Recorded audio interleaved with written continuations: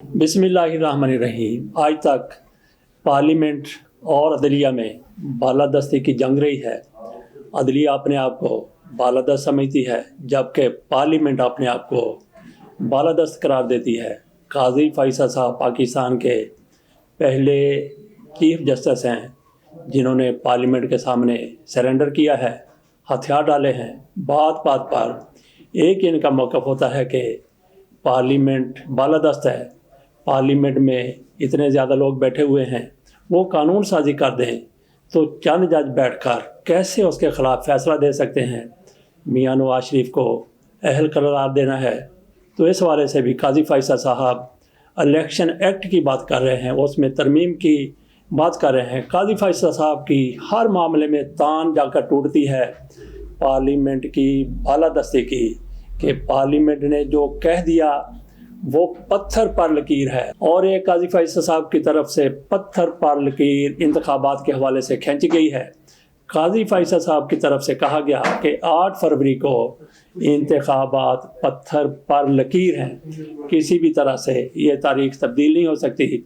लेकिन आज उसी पार्लियामेंट ने काजी फैसल की पत्थर पर खींची गई लकीर पर ड्रोन फेंक दिया है। पार्लियामेंट ने सेनेट की तरफ से एक करारदाद मंजूर की गई है, जिसमें कहा गया है कि अक्सरियत राय से करारदाद मंजूर की गई है। और क्या तमाशा पार्लियामेंट में लगा है, सेनेट में लगा है कि इंतखाबात 8 फरवरी को नहीं हो सकते, क्योंकि मौसम ख़राब है और पाकिस्तान में दहशतगर्दी है, 2 सूबों में दहशतगर्दी है। ये करारदाद पेश की गई है दिलावर खान साहब की तरफ से। ये सेनेट में आज़ाद रुकन हैं, इनकी तरफ से करारदाद पेश की गई है। और नाज़रीन, आप हैरान होंगे, बल्कि मैं समझता हूँ कि हैरान से ज़्यादा परेशान होंगे कि सेनेट में 97 लोग हैं सेनेट का हिस्सा, लेकिन उसमें जब यह करारदाद अक्सरियत राय से पास की गई तो उस वक्त सेनेट में मौजूद थे 14 लोग। तो उनमें से मुखालफत कितने लोगों ने की? सिर्फ़ एक बंदे ने मुखालफत की, वो अफनानुल्लाह हैं, मुस्लिम लीग नून के। बाकी पीटीआई के गुरदीप सिंह वहाँ पे मौजूद थे, और इसके साथ साथ पीपल्स पार्टी के बहरामंद मंगी साहब भी वहाँ पे मौजूद थे। दोनों खामोश रहे, बाकी पार्टियों के लोग भी वहाँ पे मौजूद थे। लेकिन उन्होंने क्या किया? उन्होंने मुखालफत नहीं की। मुखालफत सिर्फ मुस्लिम लीग नून के सेनेटर अफनानुल्लाह ने की। उन्होंने वहाँ पे तकरीर भी की। तो आप यूँ समझ लें कि जो एक इम्कान नज़र आता था 8 फरवरी को इंतखाबात होने का, वो बिल्कुल ढह गया, ख़त्म हो गया, मसमार हो गया, वो बिल्कुल ही ख़त्म हो गया। पहले भी कहा जा रहा था कि इंतखाबात 8 फरवरी को नहीं होंगे, लेकिन उसमें शुकूक शुबहात का इजहार किया जा रहा था। लेकिन अब तो ये फ़ैसला हो चुका है। और फिर इस सब के पीछे कौन है? पीपल्स पार्टी के बहरामंद साहब कह रहे हैं कि मैंने तो हमायत की है।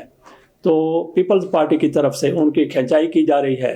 उन्होंने हमायत की है या नहीं की, लेकिन वहाँ पे उनका वोट काउंट नहीं है। वोट एक ही मुखालफत में काउंट हुआ है। ये अल जज़ीरा की रिपोर्ट के मुताबिक मैं आपके सामने ये बात कर रहा हूँ।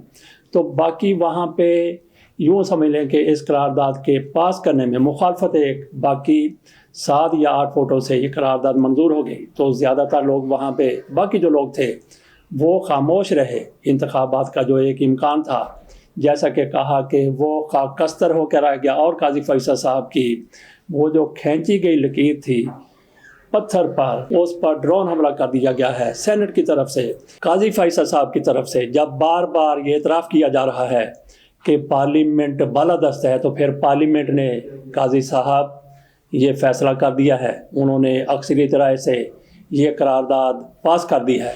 तो वहाँ पे जैसा कि कहा कि 2 सिर्फ मेंबरान थे जिनकी तरफ से खामोशी इख्तियार की गई, बाकियों ने हमायत में फ़ैसला किया, 7 ने। सिर्फ एक ने, अफनानुल्लाह ने मुखालफत की। जबकि ये करारदाद पेश करने वाले दिलावर खान का कहना था कि एक तो सर्दी बहुत ज़्यादा है, दूसरे वहाँ पे 2 सूबों में दहशतगर्दी हो रही है, मौलाना फजल रहमान की पार्टी के काफ़िले पर हमला किया गया है, इसके साथ साथ मोहसिन दावड़ पर भी हमला किया गया है।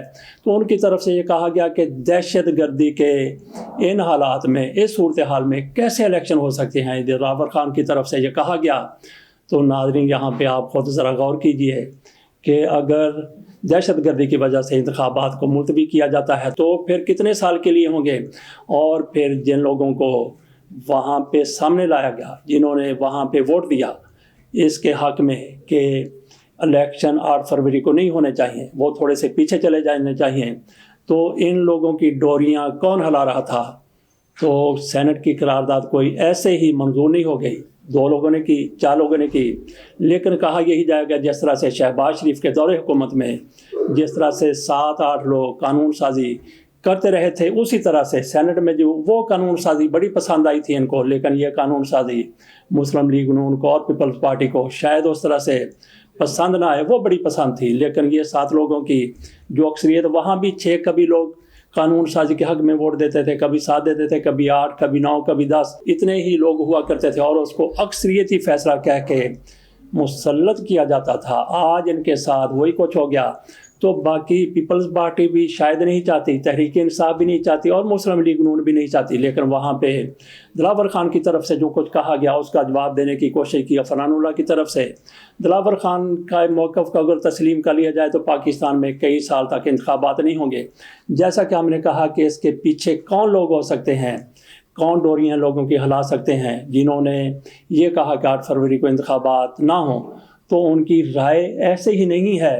یہ ڈوریاں ہلانے والے وہی لوگ ہیں جنہوں نے عدم اعتماد کے حوالے سے ڈوریاں ہلائی تھیں۔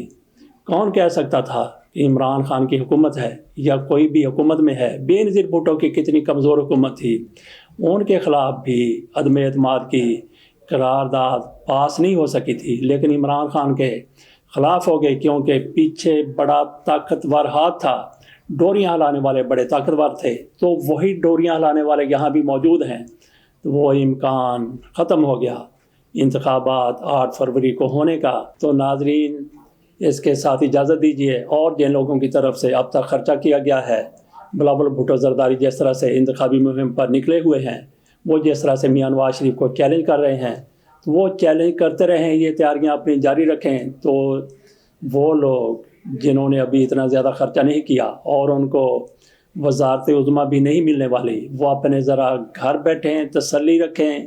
8 فروری کو انتخابات نہیں ہو رہے، قاضی فیصل صاحب کی پتھر پر کھینچی گئی لکیر، ان کی اپنی پارلیمنٹ نے جس کو یہ بالادست کہتے ہیں، اس کو مٹا کے رکھ دیا، اڑا کے رکھ دیا، اپنی جگہ سے ہٹا کے رکھ دیا۔ اللہ حافظ۔